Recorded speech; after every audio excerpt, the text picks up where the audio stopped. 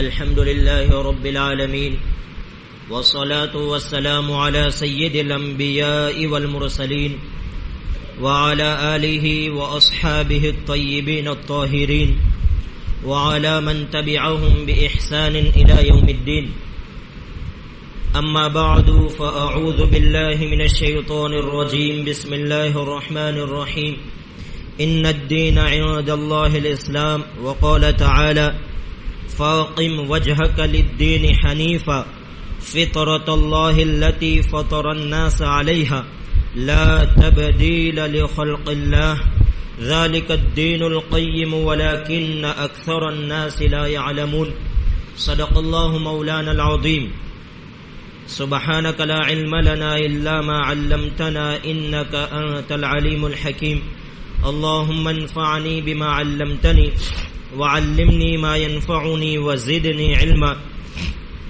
والحمد لله على كل حال. اللهم صل على سيدنا محمد في أول كلامنا. اللهم صل على سيدنا محمد في أوسط كلامنا. اللهم صل على سيدنا محمد في آخر كلامنا. عزیز بھائیوں، دوستوں اور بزرگوں،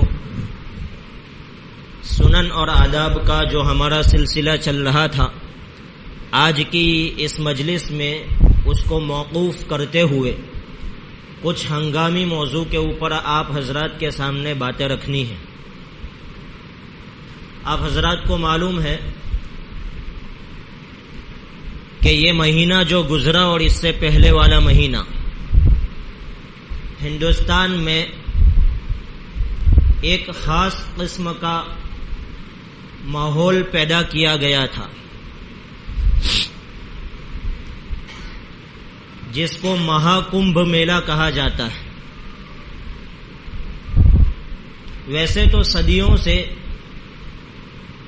ہندوؤں کے یہاں یہ میلہ چلا آ رہا ہے اور اس کے پیچھے کہانی بھی ہے، لمبی ہے، اس سے ہمیں بحث نہیں ہے، اس لیے کہ وہ ساری کہانیاں جھوٹی، باطل، من گڑت اور بنائی ہوئی ہے.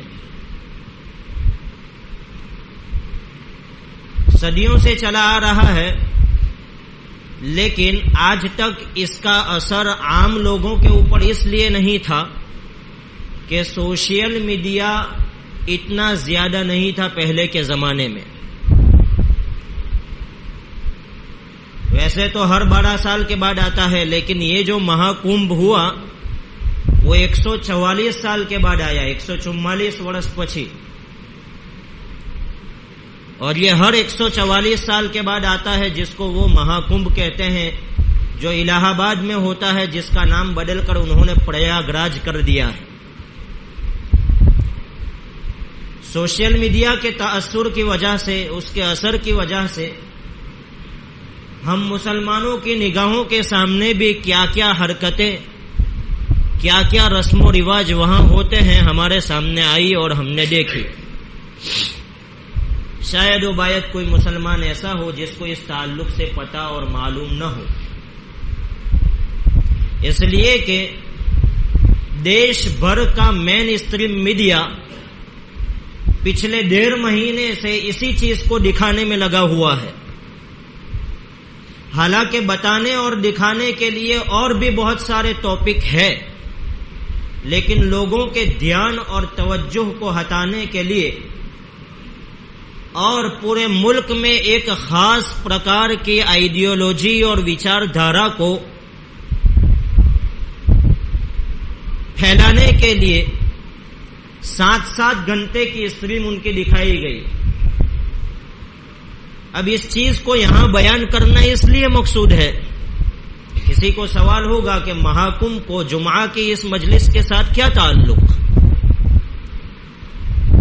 ہندوستان کے ایک بہت بڑے فقیہ اور مفتی حضرت مولانا خالد سیف اللہ رحمانی دامت برکاتہم العالیہ حیدرآباد میں ہوتے ہیں. وہ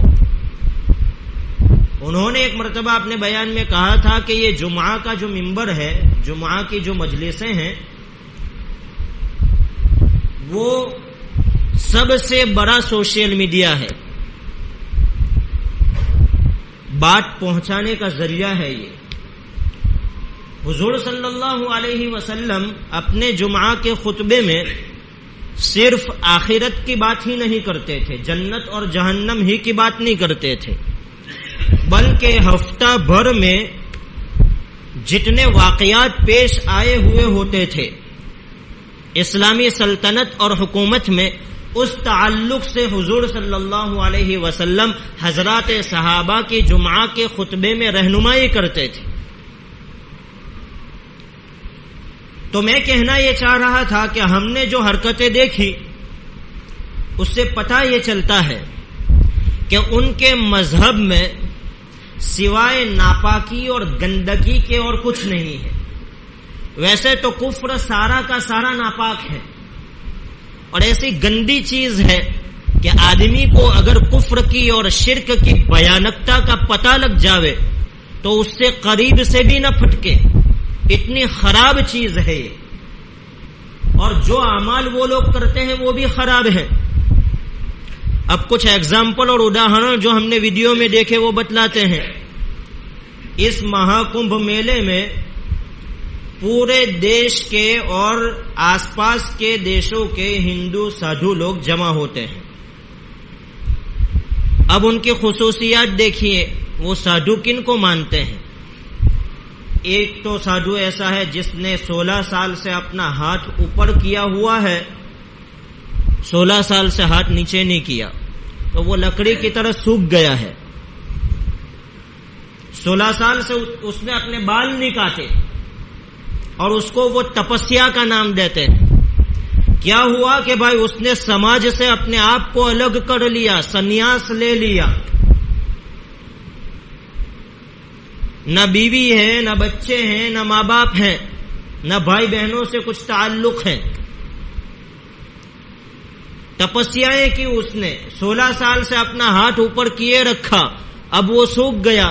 جناب والا یہ تھوڑی مزاحیہ بات ہے، لیکن کہنے کی ضرور ہے کہ رپورٹر نے اس سے سوال کیا، اور سوال بنتا تھا کہ 16 سال سے آپ کا ہاتھ اوپر ہے تو آپ پھر پاخانہ صاف کیسے کرتے ہیں؟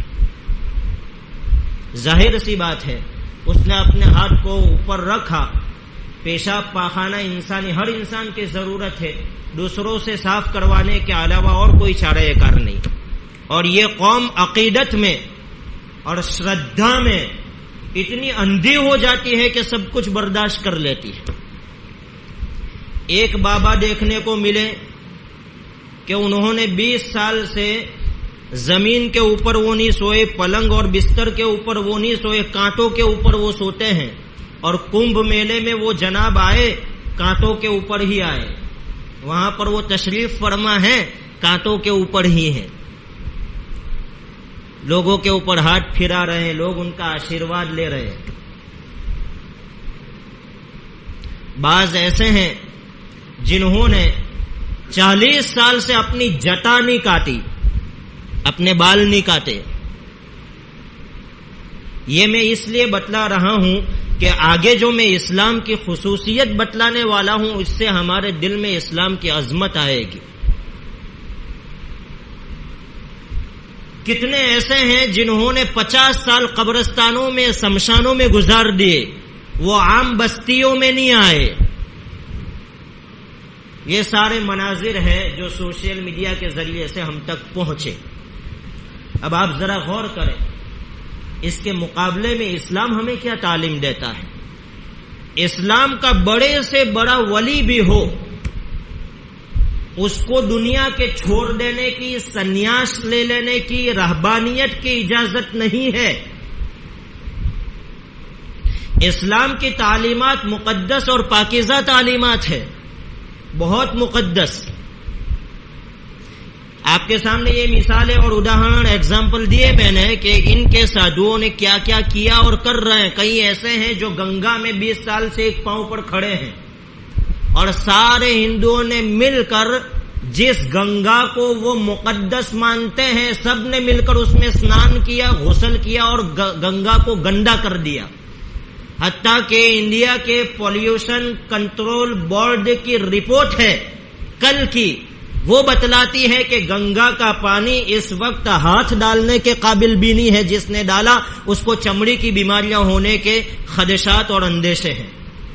اسی میں ساروں نے مل کر غسل کیا، اپنا مر متر نکالا، اور ساری وہ گنگا جس کو صاف کرنے کے لیے پچھلے 10 سال پہلے حکومت نے 40,000 کروڑ روپے خرچ کیے تھے،